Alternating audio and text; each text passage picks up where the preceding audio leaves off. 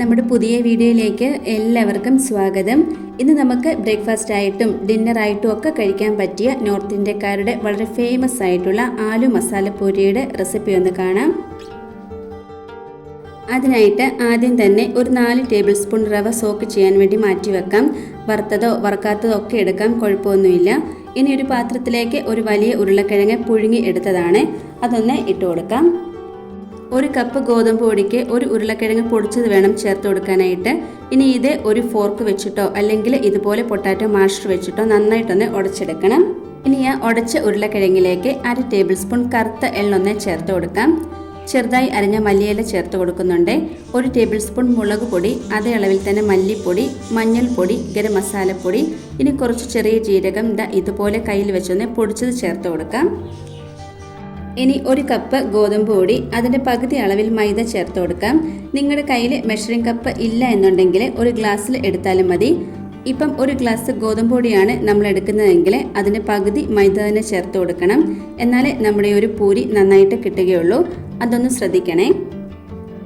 ഇനി ഇതിലേക്ക് ആവശ്യത്തിന് ഉപ്പും കൂടെ ഒന്ന് ചേർത്ത് കൊടുക്കാം. ഇനി നമ്മൾ നേരത്തെ സോക്ക് ചെയ്ത് മാറ്റി വെച്ചിട്ടുള്ള റവയും കൂടെ ഒന്ന് ചേർത്ത് കൊടുക്കാം. കസ്തൂരി മേത്തി നിങ്ങളുടെ കയ്യിൽ ഉണ്ടെങ്കിൽ അതും കൂടെയൊക്കെ ഒന്ന് ചേർത്ത് കൊടുക്കാം കേട്ടോ. എന്നിട്ടിത് എല്ലാം ഒന്ന് മിക്സ് ആക്കിയതിന് ശേഷം കുറേശ്ശെ വെള്ളം ഒഴിച്ചു കൊടുത്ത് കുഴച്ചെടുക്കണം. ഒരുപാട് സോഫ്റ്റ് ആകണ്ട, അല്പം ടൈറ്റായിട്ട് വേണം ഇത് ഇരിക്കാനായിട്ട്.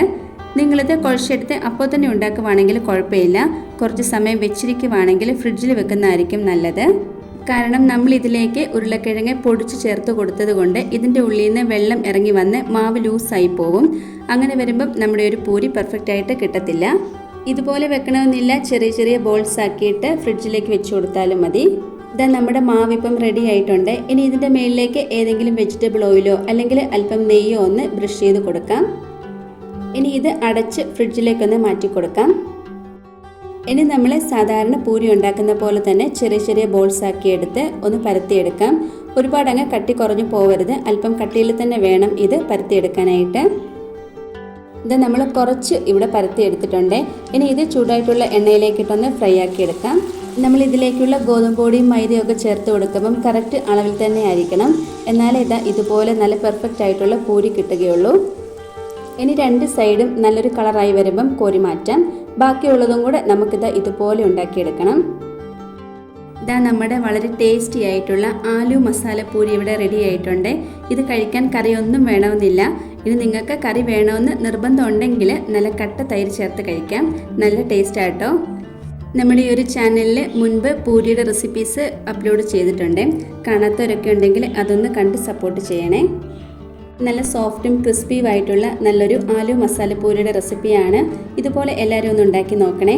നമ്മുടെ ഈ ഒരു ചാനലിൽ അപ്ലോഡ് ചെയ്യുന്ന റെസിപ്പീസ് നിങ്ങൾക്ക് ഇഷ്ടപ്പെടുന്നുണ്ടെങ്കിൽ ഒന്ന് സപ്പോർട്ട് ചെയ്യാൻ മറന്നു പോകരുതേ. അടുത്തൊരു വീഡിയോയിൽ കാണാം. താങ്ക്